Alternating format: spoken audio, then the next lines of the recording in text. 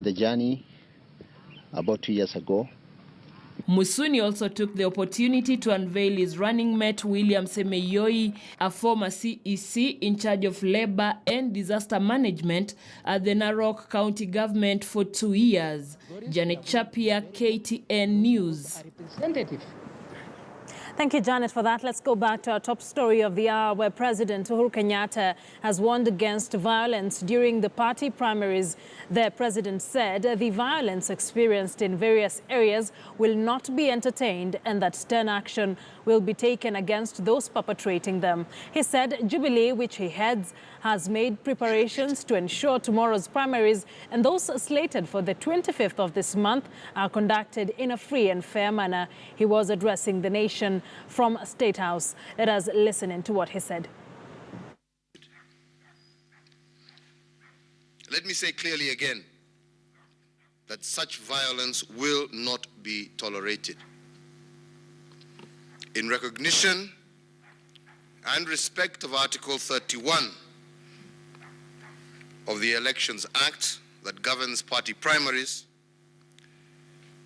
our police service have been put at the disposal of all political parties to ensure security of all citizens and communities during this exercise. My government is committed to enforcing the rule of law and ensuring the safety and security of all citizens and communities during these primaries and the general election scheduled in August.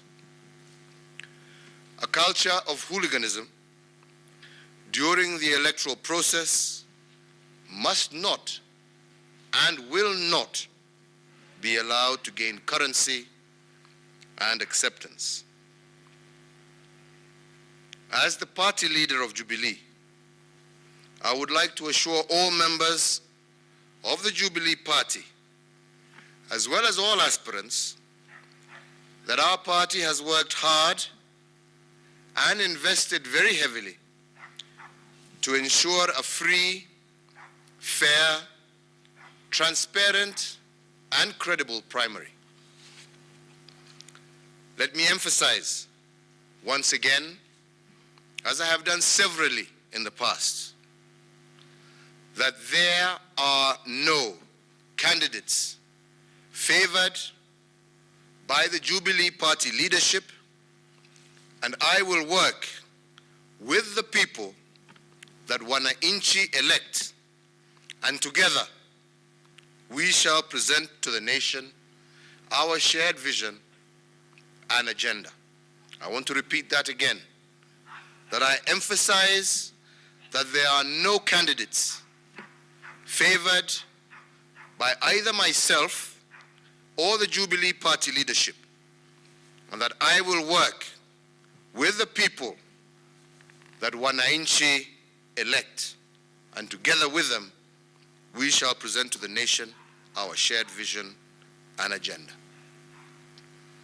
As an administration, a robust plan that over the next 5 years will continue to build a new Kenya that is prosperous, achieves further economic growth, and delivers quality jobs and service to every Kenyan.